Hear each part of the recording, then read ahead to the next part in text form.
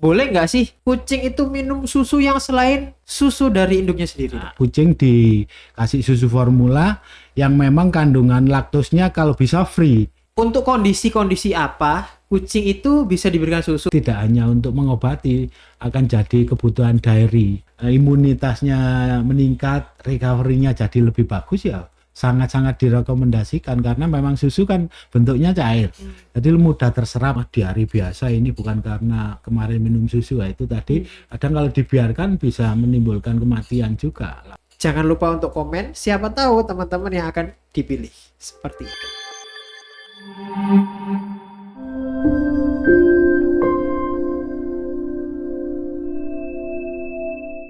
Oke, assalamualaikum warahmatullahi wabarakatuh. Waalaikumsalam. Kembali lagi bersama Bram, podcaster magang di Extreme Podcast. Podcastnya Kucing Mania, mantap. Mantap. Ya, baru ini. Hari ini kita sesi pedes lagi. Pengen tanya Dokter Sailin. Ya. Selamat datang Pak Dokter.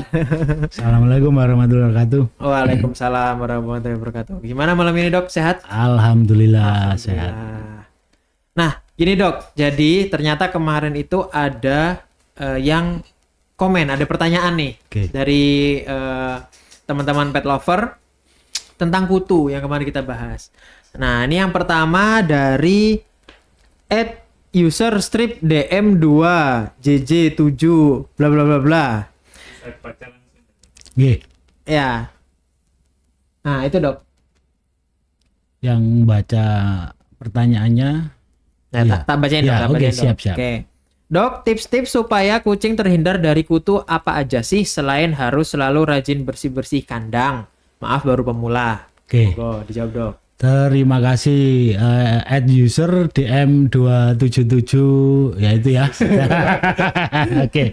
Ya, jadi memang di awal-awal memang kita fokus di ini ya, di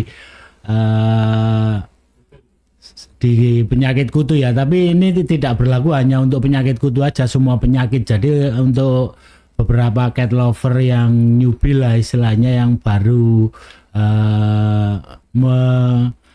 melihara kucing atau istilahnya hobi di kucing, memang harus melaksanakan biosecurity. Jadi biosecurity itu tidak hanya bersih kandangnya aja, tapi ya orangnya juga harus bersih, lingkungannya juga bersih, dan istilahnya nanti kucingnya sendiri juga harus bersih. Jadi ada 3 macam ini ya yang harus dilakukan kebersihannya. Tidak hanya kebersihan di dalam kucingnya, tapi harus lingkungannya juga dan orangnya juga. Itu yang harus diperhatikan. Dan satu lagi untuk pencegahan penyakit itu ada 3. Tadi nanti bisa dibaca atau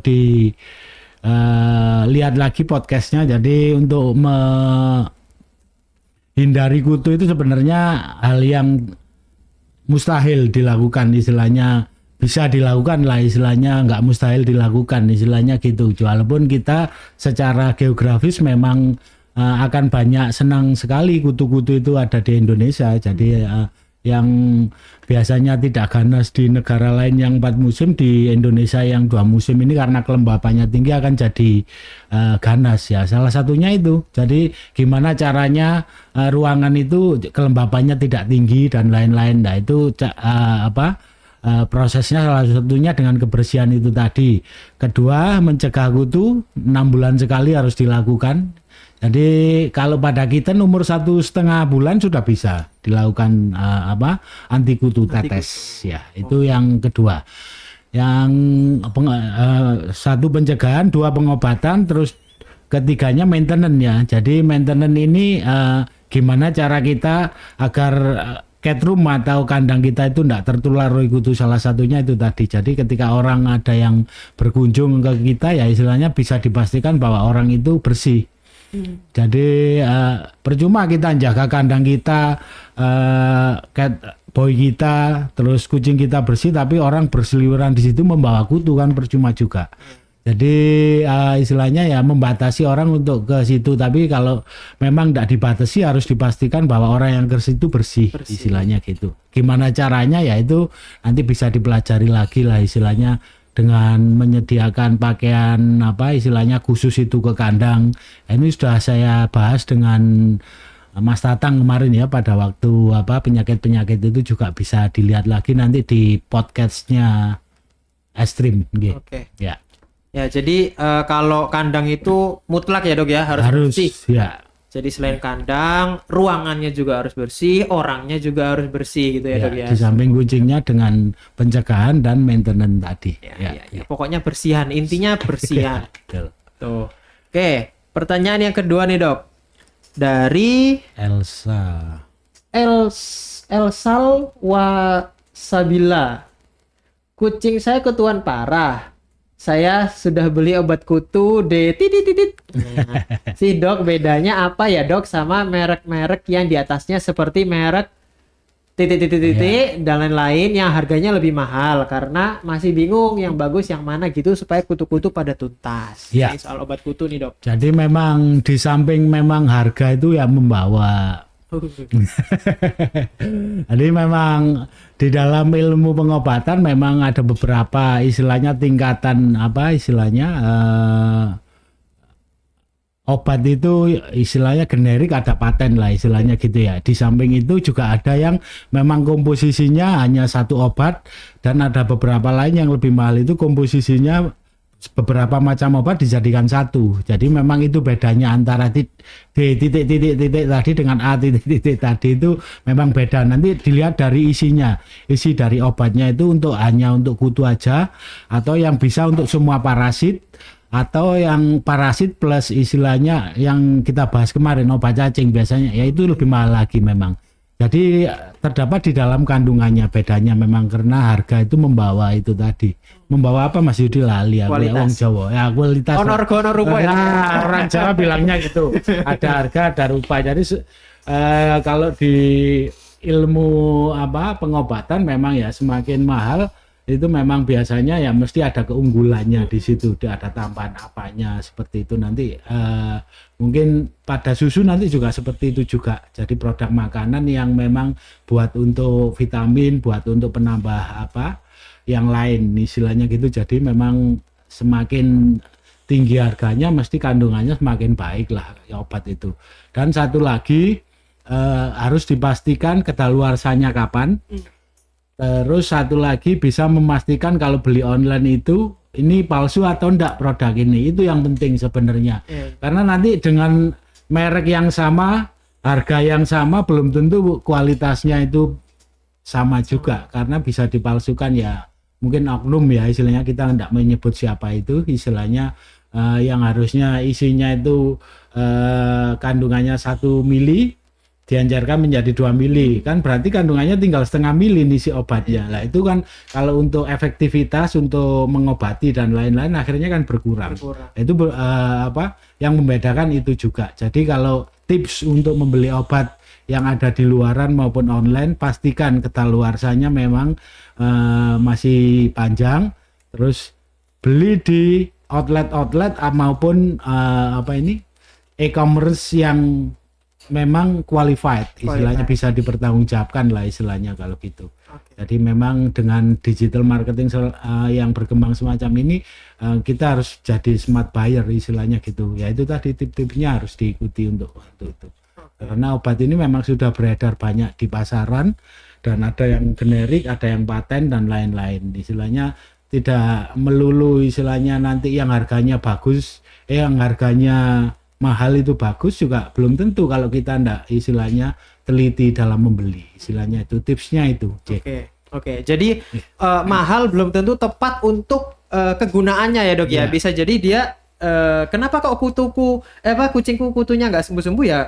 Anda beli obat mahal tapi bukan untuk kutu ternyata kan betul, gitu ya dok ya. Jadi kita harus lebih pintar baca itu kandungannya apa, fungsinya apa.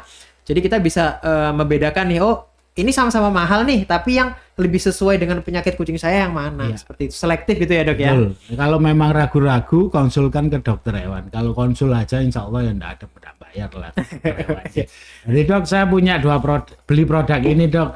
Ini gejala klinisnya yang kemarin dokter periksa ini yang tepat apa dok istilahnya gitu, boleh kok. Ngapain saya konsul ke dokter semacam itu, nanti biar lebih tepat pengobatannya. Oke. Jadi gitu teman-teman pet lover. Nah, ini silakan dipilih Dok, kira-kira yang lebih menarik nih yang mana nih? Pertanyaannya nih. Ya. Ini dapat hadiah nggih Mas Yudi ya? Ya, nanti karena ada profilnya dan pertanyaannya bagus ya, nomor 2 ya Mbak Elsa itu ya, @Elsa itu ya nanti ya yang dapat hadiah. Elsa nanti dihubungi sama pihak Hexapet untuk mendapatkan merchandise ya istilahnya ya, merchandise apa produk ya, produk kita akan dapat produk dari Hexapet gitu. Jadi untuk teman-teman nextnya jangan lupa untuk komen, siapa tahu teman-teman yang akan dipilih seperti itu. Oke, sekarang kita beralih ke materi kita hari ini, yakni susu Dok. Nah, kita mau ngobrolin tentang susu kucing dulu ya, kita spesifik ke kucing dulu Dok. Nah, pertanyaannya adalah, boleh nggak sih kucing itu minum susu yang selain susu dari induknya sendiri? ASI. Ya. Sebenarnya kalau susu yang paling baik untuk semua makhluk ya memang dari induknya sendiri, dari ibunya istilahnya gitu. Tapi karena keterbatasan, karena mungkin induknya meninggal, induknya sakit, terus kucingnya kurang dalam asupan susunya, volumenya, dalam kita perlu susu formula istilahnya untuk kucing yang khusus memang untuk kucing, dan itu tidak bisa disamakan dengan susu formula yang ada pada manusia yang notabene memang dari susu sapi dan kandungan laktosanya kan tinggi kalau sapi. Jadi pada kucing ini memang secara desgitalnya dia itu enzim yang untuk memecah laktosa itu tidak sebanyak di manusia, ada tapi tidak sebanyak di manusia. Makanya kalau diberi susu yang laktosnya itu banyak, dia ada yang alergi, ada yang memang laktos intoleran, beda nanti ya. Alergi antara alergi dengan laktos intoleran. Nanti kita bahas secara mendalam, boleh, secara juga boleh. Jadi gitu memang boleh. Istilahnya kucing dikasih susu formula yang memang kandungan laktosnya kalau bisa free, atau istilahnya ya ada tapi sedikit, cuman itu akan berpengaruh juga. Kalau free lebih bagus lagi. Memang kandungan enzim yang ada di dalam tubuhnya kucing itu memang tidak sebanyak di manusia istilahnya gitu. Ya. Oke. Terus jenis susu yang bisa dikasihkan kucing apa Dok? Ya itu tadi. Yang harus free laktos. Terus memang nanti ya berkembang. Memang kalau ada di pasaran sekarang susu yang bermerek, walaupun yang istilahnya yang harganya di bawah 5.000 pun ada, yang di atas 50.000 pun ada. Itu memang general anunya sih banyak istilahnya, cuman kita harus tadi kembali ke smart buyer tadi ya. Jadi smart buyer untuk istilahnya kesejahteraan kucing kita. Jadi memang yang harga murah pun istilahnya kadang ya sesuai, ya cocok aja dengan kucing yang umurnya di bawah 5 bulan, di bawah atau di atas 5 tahun. Istilahnya susu ini kan memang bagus-bagusnya memang untuk yang kitten dan istilahnya geriatrik atau senior istilahnya. Kalau di perkucingan nyebutnya senior, umur 5 tahun ke atas lah. Itu untuk yang biasanya ditambahi dengan untuk vitamin untuk tulangnya dia, kebutuhan tulang dan lain-lain. Jadi memang kalau yang recommended untuk kucing memang free laktos istilahnya gitu ya. Oke. Nah Dok, kalau ngomongin free laktos nih Dok, kan ada beberapa produk susu manusia ini biasanya teman-teman pet lover yang saya kenal itu juga ada yang ngasih kayak yang MSG, susu MSG 0 bulan itu kan katanya free laktos, sama bahkan ada yang ngasih yang susu beruang naga itu Dok ya. Itu menurut dokter gimana Dok itu Dok? Ya, aman nggak sih? Tanpa mengurangi istilahnya brand mereka yang sudah sudah mendunia istilahnya, tidak hanya merakyat di Indonesia tapi sudah mendunia. Jadi memang itu boleh dikasihkan, cuman memang kita harus pandai-pandai juga istilahnya memilih.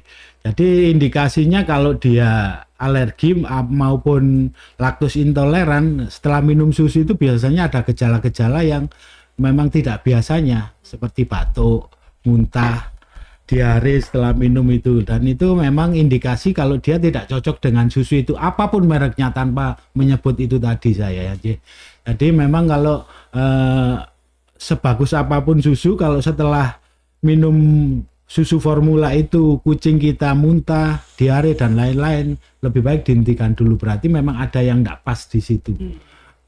Terlepas dia sudah free laktos dan lain, gluten dan lain-lain lah istilahnya gitu. Memang harus kita hentikan terlebih dahulu antara 2 sampai 4 minggu. Jadi kalau setelah itu dia tanpa mengkonsumsi susu, dia kembali lagi ke pupnya bagus lagi, enggak batuk lagi, enggak muntah lagi, berarti memang penyebabnya di susunya istilahnya gitu. Jadi kita harus juga record istilahnya medisnya si kucing kita itu seperti apa. Jadi kalau dikasih susu A ini ternyata dia diare, tapi dikasih susu B akhirnya enggak, ya berarti cocok yang B ini tadi, tanpa melihat harganya saya ya juga, tanpa melihat brandnya juga. Cuman memang free lactose itu kan istilahnya kita hanya melihatnya di dalam iklannya dia, di dalam kemasannya dia.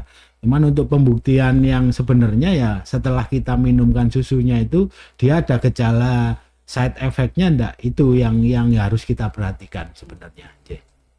Oke, berarti sama seperti manusia ya Dok ya. Kadang-kadang ada yang cocok ini, ada yang alergi ini gitu. Betul, ya. Bahkan produk susu aja untuk manusia aja kadang manusia nggak cocok gitu. Betul. Ya. Berarti kita juga harus lihat kucing kita cocok atau enggak, terus baru kita ganti lagi susunya untuk yang cari yang lebih cocok gitu ya. Iya, betul. Tapi memang selama memang dia ini alergi maupun intoleran, laktos intoleran itu tadi harus dihentikan dulu pemberian susunya dulu agar dia lagi recovery untuk pencernaannya dulu. Ya, baru kita kalau mau nyoba lagi susu dengan merek maupun tipe yang berbeda, ya setelah itu istilahnya jangan langsung hari ini dikasih A mencret, besok dikasih B, jangan gitu dulu. Jadi memang harus butuh recovery setelah dia terkena laktos intoleran maupun alergi pada susu itu tadi. Oke. Nah, ini sebelum lebih jauh ya Dok ya,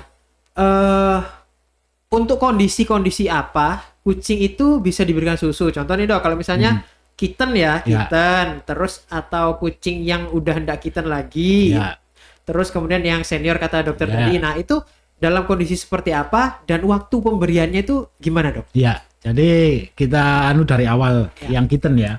Kitten kadang memang dia ndak ada induknya atau induknya susunya keluarnya sedikit atau anaknya terlalu banyak lebih dari 4 gitu kan, mesti volume dari air susu ibunya kan ASI-nya kan berkurang, perlu susu tambahan.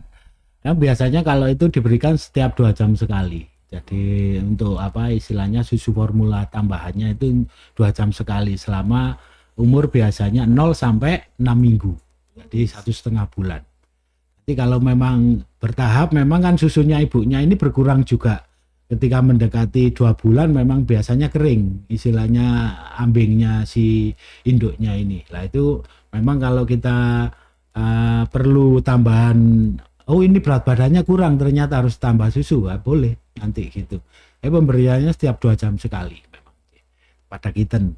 Pada yang miss tadi kan sudah saya sebutkan yang senior ya. Ini tahap kedua yang sakit. Jadi kucing sakit. Jadi kucing sakit yang dalam artian dia istilahnya makanan yang biasanya dia tidak bisa masuk, bisa jadi pengganti si susu ini untuk energinya, karena di dalam susu itu kan banyak terkandung energi, memang protein. Dan protein yang bagus untuk penyembuhan penyakit itu terhadap susu juga istilahnya gitu, bisa sebagai pengganti. Tapi dengan syarat itu tadi, setelah mengkonsumsi susu dia tidak ada side effect-nya. Tapi kalau dia sudah sakit nanti setelah minum susu tambah diare tambah batuk kan memperparah si sakitnya ini, si kucing sakitnya ini. Ya ini tidak bisa diberikan istilahnya gitu. Jadi memang ada beberapa istilahnya pengecualian di mana kucing sakit itu bisa diberi susu istilahnya gitu. Jadi tetap tadi SOP-nya ketika dia setelah minum susu dia tidak menimbulkan side effect berarti boleh dilanjutkan. Tapi kalau menimbulkan side effect dan memperparah sakitnya harus segera dihentikan. Kita cari alternatif lain yang istilahnya baik itu food terapi maupun vitamin yang mengandung energi yang tinggi yang untuk memulihkan si kondisi lemahnya si kucing ini, terus nanti mempercepat penyembuhan atau recovery-nya dia gitu. Yang terakhir senior, pasti kalau senior sama pada manusia kan ada susu A titik-titik lin, gitu. Memang itu ditambahan, istilahnya ada kalsiumnya, memang beberapa memang mudah terserap oleh tubuh yang istilahnya secara organ sudah mulai berkurang fungsinya. Jadi susu A titik-titik tadi itu memang ya beberapa di kucing juga sudah mulai banyak produk semacam itu yang memang ditambah oleh vitamin, ditambah oleh protein yang tinggi dan lain-lain, dan itu mungkin nanti akan menjadi semacam isu global yang akhirnya produsen susu pada hewan ini berlomba-lomba ke arah situ. Jadi tambahan dari susu ini apa? Di samping untuk istilahnya mengganti susu si induk. Jadi nanti arahnya ke situ. Jadi bisnis untuk susu ini akhirnya mengarah ke situ. Jadi tidak hanya untuk mengobati, akan jadi kebutuhan dairy, istilahnya kebutuhan sehari-hari, karena memang secara ini dia butuh istilah seperti asupan makanan yang memang harus konsumsi tiap hari, istilahnya gitu. Nanti nilai value-nya di situ nanti. Ya. Oke. Nah, tadi kan berarti kucing sakit itu bisa dikasih susu, Dok. Ya. Nah, untuk penyakit-penyakit apa yang tidak boleh sama sekali, Dok, susu, Dok? Sebenarnya yang memang ini memang butuh riset yang bukan riset sih sebenarnya, tes yang lebih dalam lagi. Jadi memang kalau memang sakitnya ada yang berhubungan dengan alergi harus dites dulu istilahnya. Dia alergi apa aja. Jadi yang alergi yang ada di kandungan susu ya otomatis nggak boleh istilahnya gitu. Tapi kalau istilahnya pemberian susu ini secara bertahap bisa meningkatkan energinya si kucing sakit, terus akhirnya imunitasnya meningkat, recovery-nya jadi lebih bagus, ya sangat-sangat direkomendasikan, karena memang susu kan bentuknya cair, jadi mudah terserap 1-2, karena ini ukuran dari mikro dia kan lebih kecil dari makanan biasa, jadi mudah untuk mengganti energi yang hilang karena untuk melawan penyakit itu tadi. Jadi kondisi-kondisi di mana bukan coba-coba sih kita, jadi memang harus dites dulu dia ada alergi pada kandungan yang ada di susu itu. Kalau enggak, setelah itu tahap kedua, setelah minum susu itu dia ada side effect-nya, kembali lagi kalau ada side effect-nya harus segera dihentikan. Jadi nanti diganti pengganti asupan lain, entah itu nanti infus atau food therapy yang lain, istilahnya gitu. Nah terus gini, Dok, ada nggak sih bedanya nih antara kucing yang mungkin bisa dikatakan rajin minum susu ya dengan yang enggak, itu bedanya apa, Dok? Kalau pengalaman dari teman-teman cat lover yang stray cat ya istilahnya kan gitu, biasanya memang beliau-beliau ini menemukan dalam kondisi sudah walaupun bukan yatim piatu, memang induk sama bapaknya enggak ketahuan istilahnya gitu.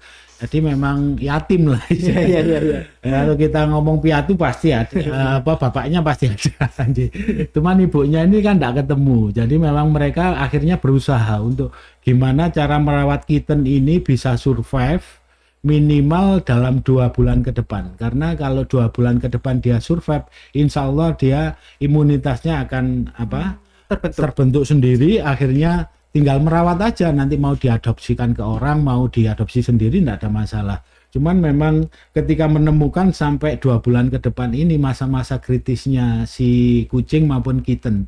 Kalau ini teman-teman stray cat yang melakukan lah, itu memang banyak menggunakan susu akhirnya, karena istilahnya pemberiannya lebih mudah, gampang, bisa dilakukan dimanapun siapapun istilahnya. Terus susu yang ada di pasaran yang terjangkau oleh mereka ya istilahnya ya merek yang disebutkan itu tadi memang, dan kebanyakan juga banyak yang berhasil juga memang dengan record semacam itu.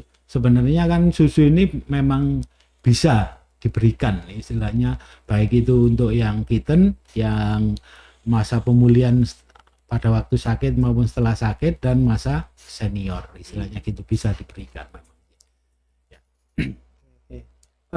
Terus, Dok, kalau misalnya pada satu kasus kita nggak nemu nih, Dok, susu, Dok, alternatif yang bisa diberikan untuk nutrisi itu apa, Dok? Nah, itu kembali ke zaman babula lagi ya. Jadi kalau orang-orang dulu itu ya itu apa air tajin bisa juga jadi pengganti sebagai apa air susu ibu ya. Cuman memang secara ini nutrisi kalau dibandingkan ya jauh sekali.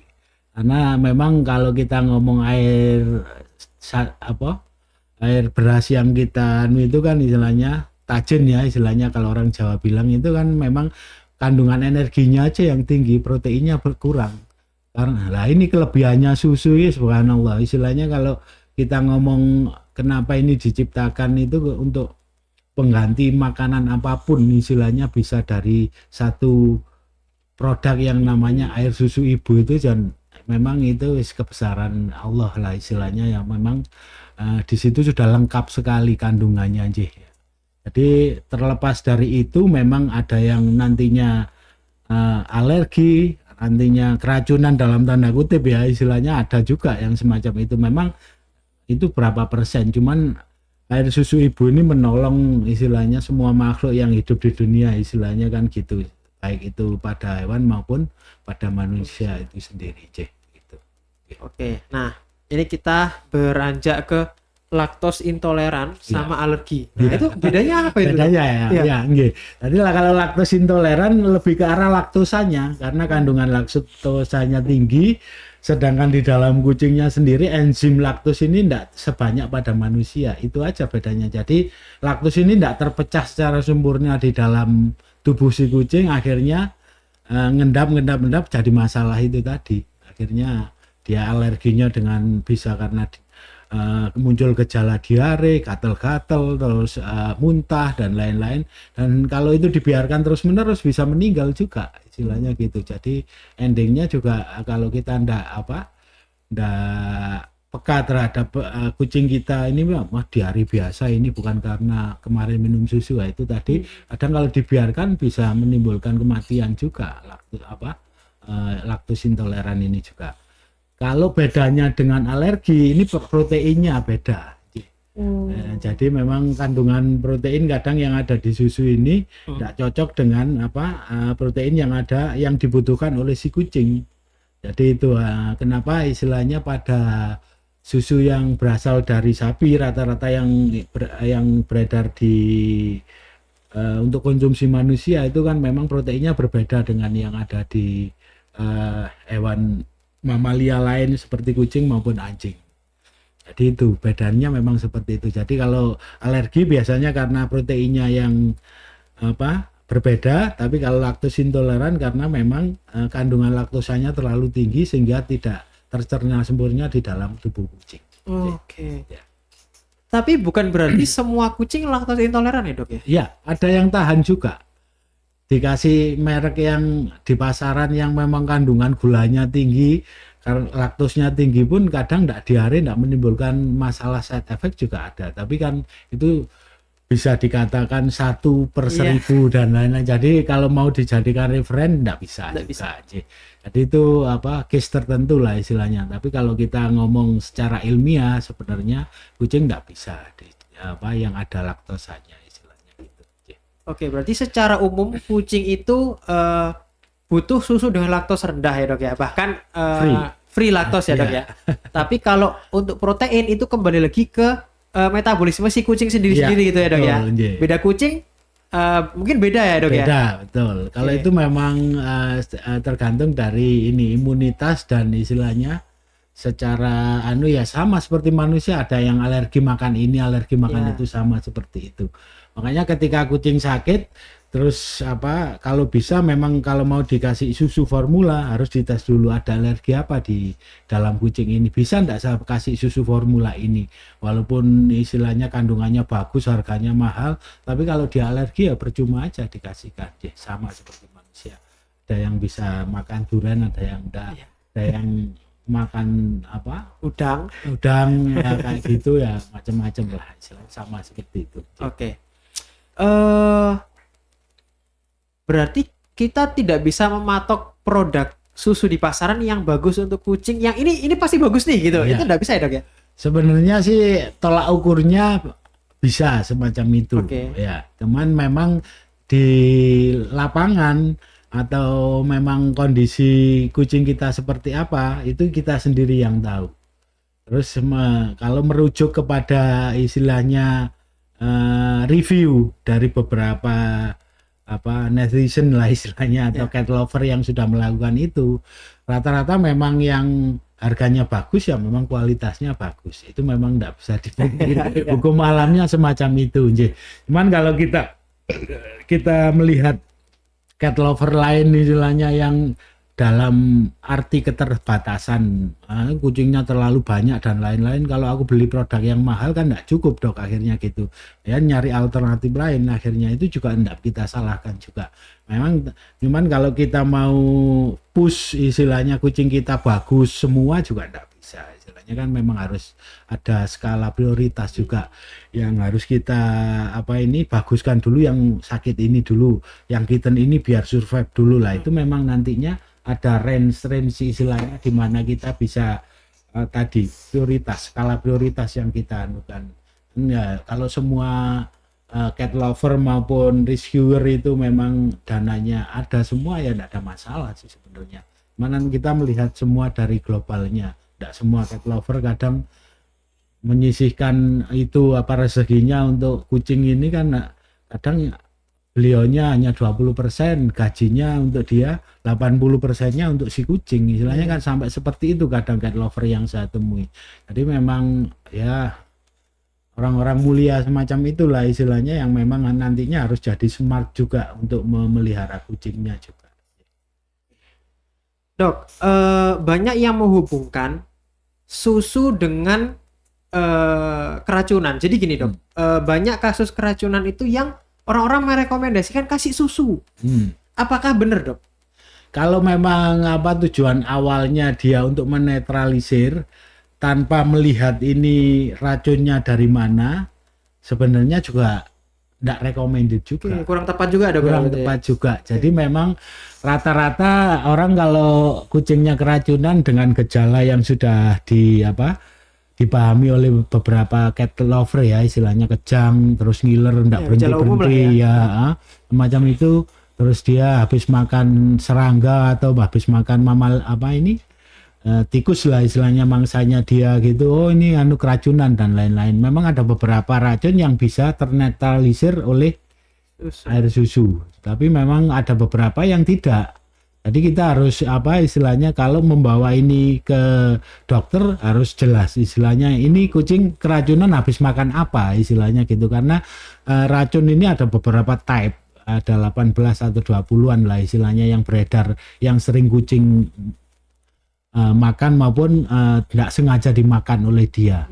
Kadang kucing ini kan cuman hanya menerkam atau istilahnya lewat di mana racun itu akhirnya menyebar, tidak sampai dimakan oleh dia, cuman karena menempel di paunya dia, kejilat sama dia, itu yang menimbulkan akhirnya keracunan. Jadi tidak diracuni tapi keracunan. Nah, ya, itu ada beberapa step. Jadi ada beberapa yang bisa dinetralisir oleh susu, ada yang enggak juga. Tidak semua. Berarti kurang tepat juga kalau kita langsung nabrak dengan susu gitu ya? Iya, betul. Lebih baik dikonsultasikan dulu lah istilahnya gitu. Tapi kalau kita memang sering melakukan itu, tapi nanti hasilnya seperti ini, enggak apa-apa, nanti jadi referensi biar kita sama-sama belajar, sama-sama bisa menularkan ilmu kita. Nanti, oh dok, saya pernah mengalami ini, ternyata reportnya berhasil, istilahnya sukses, itu ya enggak apa-apa, nanti akan jadi rujukan juga, istilahnya gitu. Nanti kalaupun teman-teman nanti adik-adik mahasiswa yang di kedokteran hewan bisa menganukan itu lebih jauh, istilahnya bahwa zat ini ternyata bisa dinetralisir oleh ini gitu. Cuman kalau secara umumnya memang tidak semua racun bisa dinetralisir oleh susu. Itu aja. Nah dok, untuk susu kucing yang beredar di pasaran itu apakah sumbernya semua dari sapi dok? Ada yang paling besar dari sapi karena memang di dunia ini susu yang paling tinggi produksinya kan sapi. Jadi satu ekor aja kalau di masyarakat Indonesia ada yang sehari itu 10 paling sedikit ya 10 sampai 20 liter. Yang paling banyak bisa 40 sampai 50 liter yang sapi-sapi impor yang mereka istilahnya gitu, yang memang dia diimpor dari negara-negara subtropis yang 4 musim itu memang volume dari susunya itu bisa 4 kali lipat dari susu yang kita lokal Indonesia istilahnya gitu. Kenapa? Dan harganya kan yang paling murah memang susu sapi. Kenapa? Ya kembali lagi, kalau orang hitungannya bisnis pasti kembali ke situ. Cuman dalam takaran industrialnya kan memang laktos ini bisa dipisahkan dengan air susunya. Itu yang kenapa akhirnya ada susu khusus untuk kucing yang laktos free. Tapi kan teknologinya enggak murah juga untuk memisahkan air susu sapi ini terhadap laktosnya. Oke. Berarti memang paling banyak susu sapi ya dok ya. Susu sapi kemudian diolah lagi untuk memisahkan laktosnya itu. Betul. Oke. Nah sekarang saya pengen balik ke ini dok. Berapa sih? Kan gini, kadang-kadang kita nggak ngerti nih dok, kapan cukup nih ngasih susu nih ke kucing nih, terutama untuk yang kitten ya. Kalau untuk yang dewasa kan mungkin mereka kan berhenti sendiri karena bisa minum sendiri gitu ya. Kalau yang kitten dok, tadi kan dokter bilang bahwa setiap 2 jam. Berapa mili dok? Kalau milinya itu memang tergantung dari berat badan juga. Jadi kita harus timbang memang ini si kitten ini. Terus tip-tip untuk menyusui kan ada banyak beredar di YouTube dan lain-lain, di referensi yang ilmiah pun ada istilahnya gitu. Terus tanda-tanda kalau dia sudah kenyang itu seperti apa. Jadi memang tiap individu kitten dengan berat badan yang berbeda itu tidak bisa dipastikan ini cukup 2 mili 2 jam, itu tidak bisa dipastikan itu juga. Jadi referensi dari dari label susunya itu juga berpengaruh, karena kandungan dari susu itu pengencerannya berapa. Lah itu tidak bisa menjadi patokan dalam 1 hari dia harus minum berapa mili itu tadi. Cuman kalau patokan secara umumnya sama seperti susu yang biasanya kitten butuhkan itu memang ada. Patokannya memang ada. Cuman ketika kita beralih ke susu formula, itu beda lagi nanti. Setiap produk punya sendiri-sendiri, gitu. Nanti bisa dibaca. Berarti tidak bisa jadi disamaratakan gitu kan? Disamaratakan antara merek A dengan merek B, terus kayak analoginya kayak gini lah, istilahnya ini saya kasih merek A 1 cc sudah kenyang. Tak kasih merek B 3 cc masih minta lagi sampai 4 cc baru kenyang dia. Nah ini yang jadi pertimbangan apanya? Kekentalannya, kandungan yang ada di dalam susu itu sendiri dan lain-lain. Nah itu yang masih menjadi kenapa referensi untuk satu kitten dengan berat badan segini ini butuh berapa mili susu formula. Ini ngomongnya kita susu formula. Jadi saya enggak istilahnya menjudge bahwa itu kebanyakan atau kurang atau dan lain-lain. Namanya memang kalau untuk melihat si kitten ini kenyang atau tidak itu ada tandanya. Jadi secara dia akan berhenti sendiri sama seperti yang dia lakukan pada induknya. Oke. Menarik sekali nih susu ini memang agak tricky ya dok ya, dalam arti kan ini nutrisi yang dimasukkan ke dalam kucing, dikonsumsi oleh kucing yang beda dengan obat-obat biasa gitu. Itu. Oke, teman-teman. Jadi seperti itu pembahasan hari ini tentang susu. Jangan lupa komen ya. Nah, jadi kesimpulannya adalah susu itu bisa diberikan untuk kitten, kemudian untuk yang sakit dengan kondisi tertentu ya dok ya, dan untuk senior tentunya. Nah, untuk pemberian susu kita juga harus melihat kembali ke kucing kita masing-masing. Dia itu alergi atau enggak. Utamanya alergi atau enggak ya dok ya. Karena ini juga kalau membeli susu pastikan bahwa itu lactose free. Seperti itu ya dok ya. Itu teman-teman. Jangan lupa untuk komen. Siapa tahu teman-teman berkesempatan mendapatkan produk dari Hexapet. Ya mungkin itu dulu ya dok ya untuk hari ini ya dok ya. Terima kasih banyak waktunya. Terima kasih teman-teman yang udah menyimak. Sampai jumpa di podcast selanjutnya. Assalamualaikum warahmatullahi wabarakatuh. Waalaikumsalam warahmatullahi wabarakatuh.